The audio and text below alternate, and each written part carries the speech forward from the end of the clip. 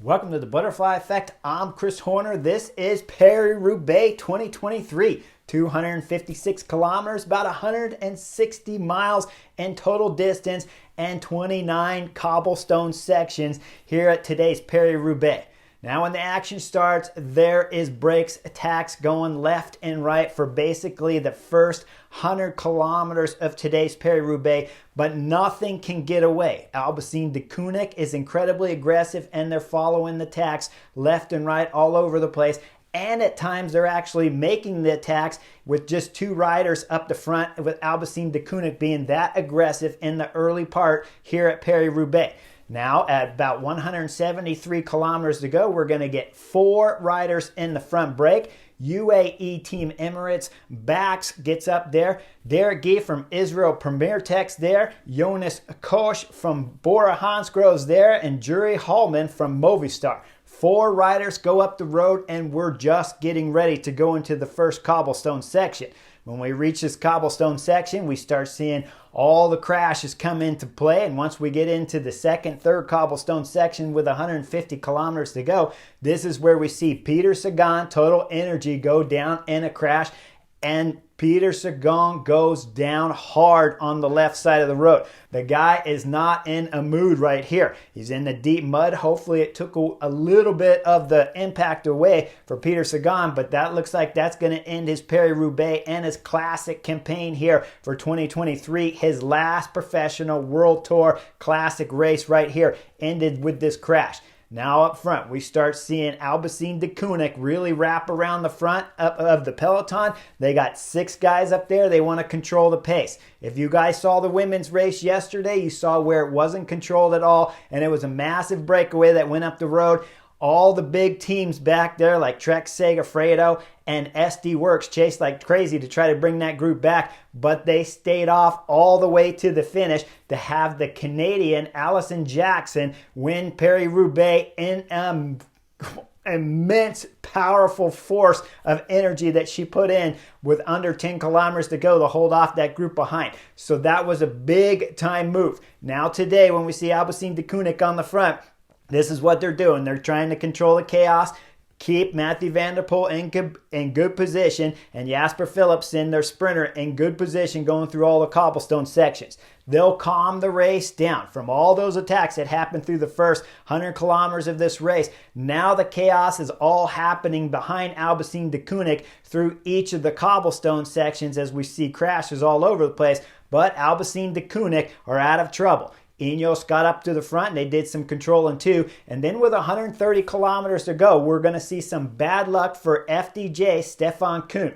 The FDJ rider pulls over, switches bikes with his teammate, and if you look, he grabs his water bottle, tosses his teammate's water bottle when he's on the bike, puts his water bottle in there, then he starts riding, then the team car shows up because he's on the wrong bike. They know that. He pulls over, they get the team bike off the roof of the car, and he grabs his same water bottle that he just switched to the other bike and brings it to this bike. This water bottle's got to have something important in there, right? It's got to have some extra sugar in there to get them through this next crunch period, because at 130 kilometers to go, you only have 30 more K before we start the Forest de Arnberg, and we know all the action at Paris-Roubaix always goes down in the forest. So as we see FDJ rider get into another group that caught behind him, they'll catch back up. We'll see there with Bahrain victorious Mohoric on the front pulling like crazy with FDJ. Bahrain victorious Mohoric will bridge across, and then FDJ will bridge across shortly after that. Now there's a little bit of a low because we're coming into about 110 kilometers to go.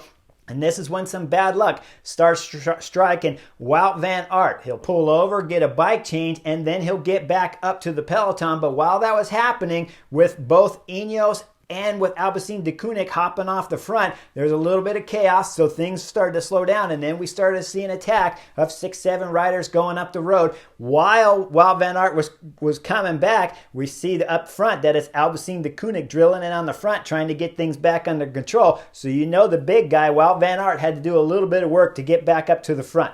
Now we're coming up to section 20. We're not quite there. We're coming through the town. There's a bunch of lefts, rights, really narrowing out. And as they come through this left, you're going to see as they move into the right, all of a sudden you see riders on the sidewalk there, and you see that family enjoying Paris-Roubaix, viewing probably right in front on their front porch.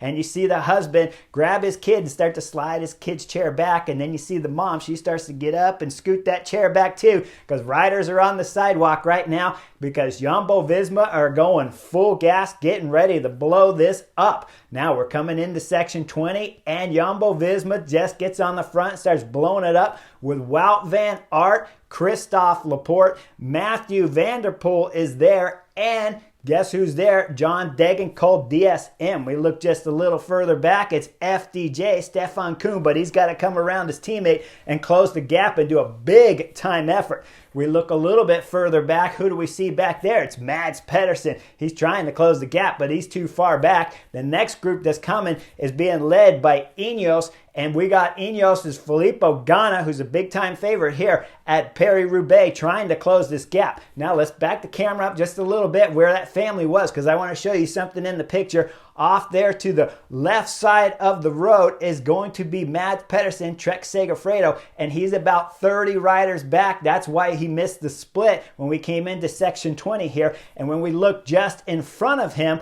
there's going to be Mathieu van der Poel. That's about 10th, 12th spot, but he moves up and just barely misses the island before we get into the cobblestone section. So that puts him up to a good position so that when Wout van Aert and Jumbo-Visma threw down on the front in section 20, Mathieu van der Poel was able to lock on. Now, Wout van Aert's going full gas. He's catching that original group of 6 or 7 riders, and he's flying through them like the guy's doing slalom skiing right now, blowing by them like they're standing still with his teammate on his wheel. Christophe Laporte starts taking some pulls too. So now we know this group of big-time favorites with Mathieu van der Poel locked in there, and John Degenkolb, a past Paris-Roubaix winner here, he's pulling too. This group is starting to pull away, and we haven't even reached the forest yet. Now as we're coming up to the Ehrenberg Forest, we see that there's 4 riders up front. There's, of course, the Jumbo-Visma train being led there with Wout van Aert and Christophe Laporte, Mathieu van der Poel, and John Degenkolb. And then behind, we saw a bit of an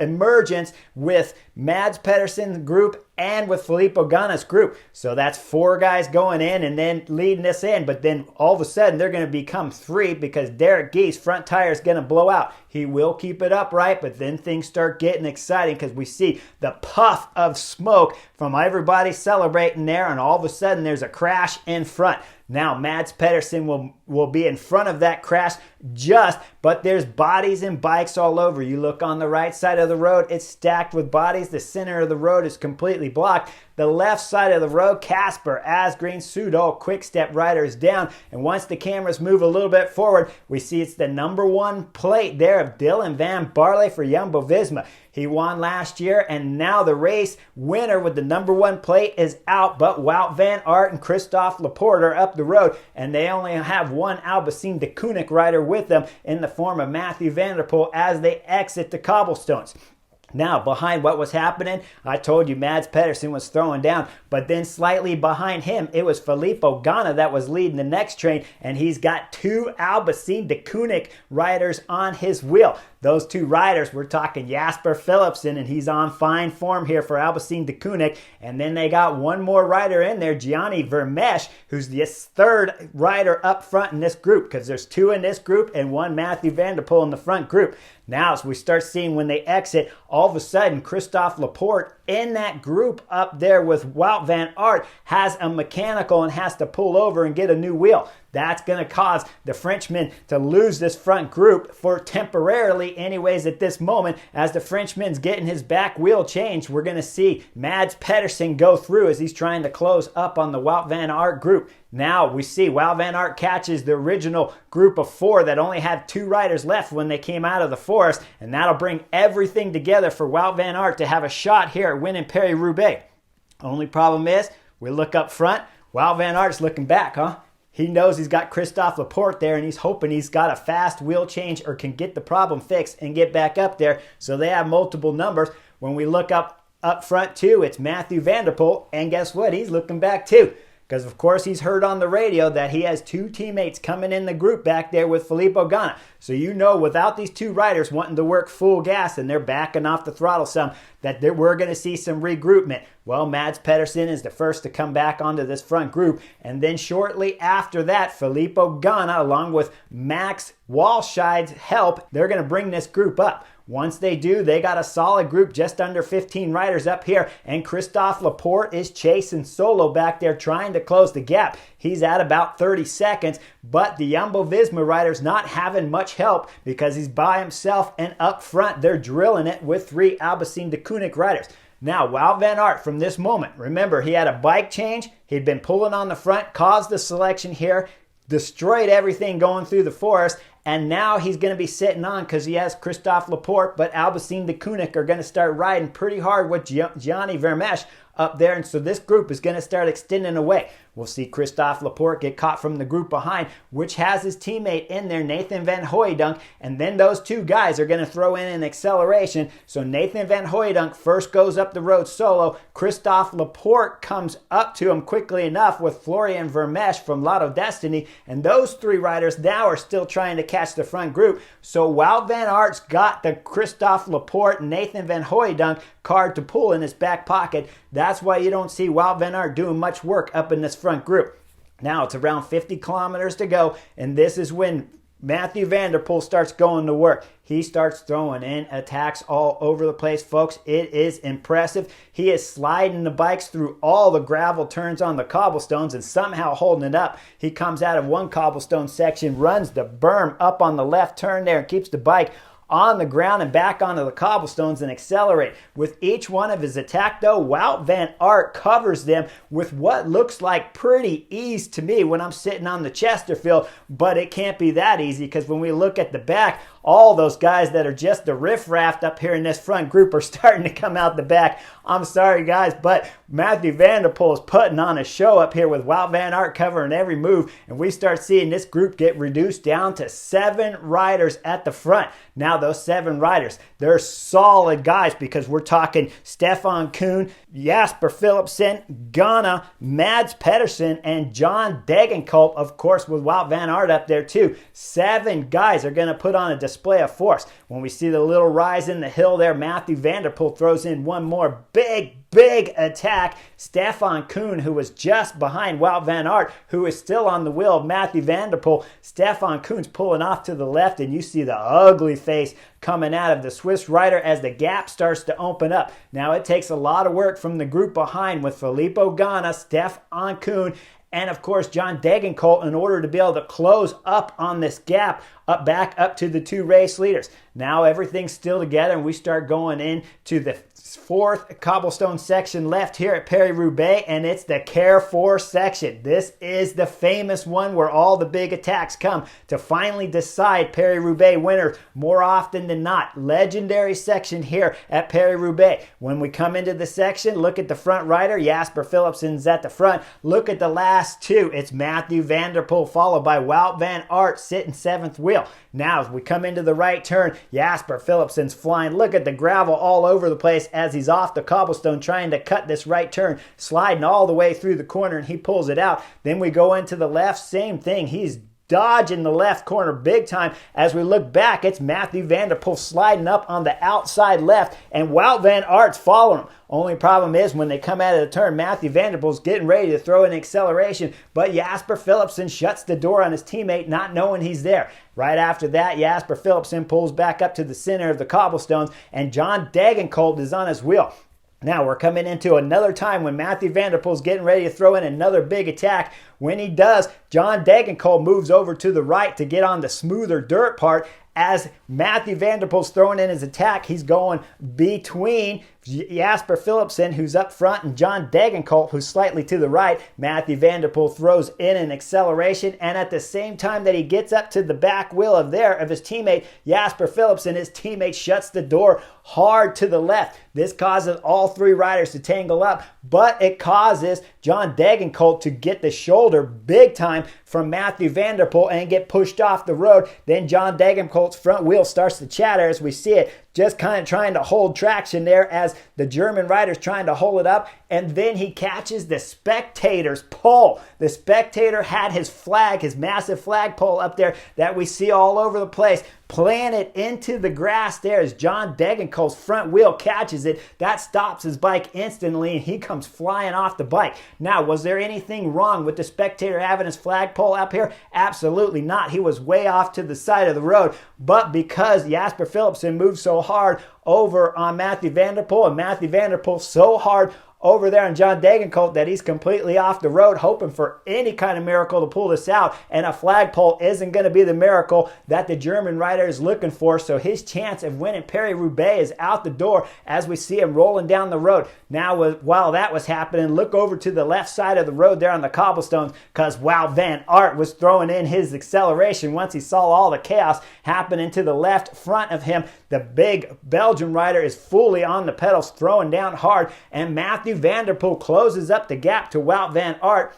While Mathieu van der Poel has great legs, he's going to come through and take a massive pull in front of Wout van Aert. And then all of a sudden, Wout van Aert's head drops down below his shoulders. I'm sitting on the Chesterfield. Oh no, what's happened? I thought the legs had fallen off of Wout van Aert, but it was even worse. The back tire had gone out on the Belgian rider, so he has to take the hard right turn off the cobblestones and back the throttle all the way off. Mathieu van der Poel accelerates through this corner just like he has through every corner here at Paris-Roubaix, and now he's opening up a gap. We see Wout van Aert immediately find a Jumbo-Visma staff assistant there on the side of the road with the back tire. He does a switch, but all the guys are coming by it. Now Wout van Aert gets back on the bike, and it doesn't take him very long to come back up to Stefan Kuhn, Filippo Ganna, Jasper Philipsen, and luckily for Wout van Aert, Mads Pedersen's there, because Mads Pedersen's still doing pulls on the front with Wout van Aert. But when we look up front to Mathieu van der Poel, he is flying up there. We go back to the group chasers, and we see Wout van Aert throwing in an acceleration through this last cobblestone technical section.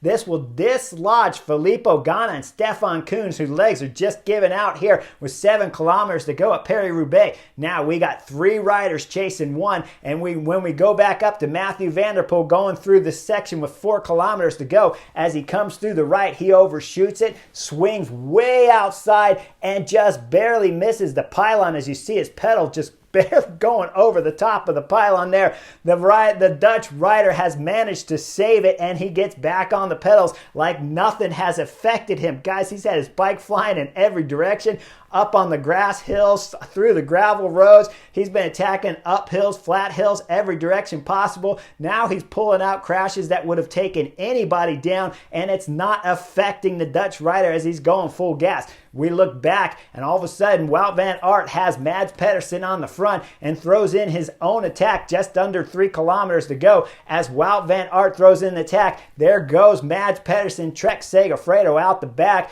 Wout van Aert still trying to catch the Dutchman up the road, as we see the Dutchman with 1.2 kilometers to go through the nice, softest cobblestone section here at Paris-Roubaix before he enters the velodrome. Then he'll do his lap, and he'll come to the finish line as we see Wout van Aert pulling back there with Jasper Philipsen sitting on his wheel. But the only problem is this isn't for the finish line because they're 1 lap down. So Mathieu van der Poel celebrates his first Paris-Roubaix victory here in 2023 in magnificent style. I mean, Mathieu van der Poel was amazing. Now, when we look at the other 2, Wout van Aert had to do the whole lap of the velodrome on the front, and it isn't to the last turns that we see Jasper Philipsen from the high edge of the velodrome drop down and lead it out to take second here at Paris-Roubaix, with Wout van Aert rounding out the podium finish here at Paris-Roubaix. Spectacular race. Was a little bit of a bummer for Wout van Aert to get that flat tire with about 15 kilometers to go when he looked so spectacular.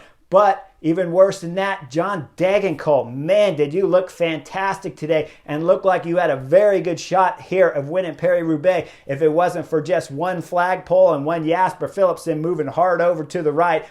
Just accidents there. This is Paris-Roubaix racing. When you're on the cobblestones, you don't always have that ability to look back over your shoulder to see if it's clear. And so oftentimes when you're on the cobblestones, if he feels like I do, you just move over when you have to, because sometimes you're slipping and you move over. Cut off his teammate, caused Degenkolb to crash, and that flagpole definitely did not help the German rider any here at all. But All in all, this was a great display of team effort from Alpecin Deceuninck, who rode fantastic. Jumbo-Visma, they rode fantastic too, and it wasn't till they came out of the Forest Ironberg that all of a sudden we seen the script flip-flop once Christophe Laporte had that mechanical and had to pull out, and the two other Alpecin Deceuninck riders came back up to make 3 riders in the front with only 1 Wout van Aert. So at that moment, with about 95 kilometers to go, the script really flipped and changed Paris-Roubaix altogether. And of course, that flag incident with John Degenkolb changed Paris-Roubaix in every direction imaginable. But there is no denying Mathieu van der Poel, who won Milan-San Remo already, and now here winner at Paris-Roubaix. 2 monuments in 2023. No denying how special this victory is to Mathieu van der Poel. Congratulations. You are a legend. You've been a legend for a couple years now, but today just brings you that much higher up in my book up here at The Butterfly Effect. Today's racing, fantastic. Make sure you guys like and subscribe. I'll see you on the next edition real soon.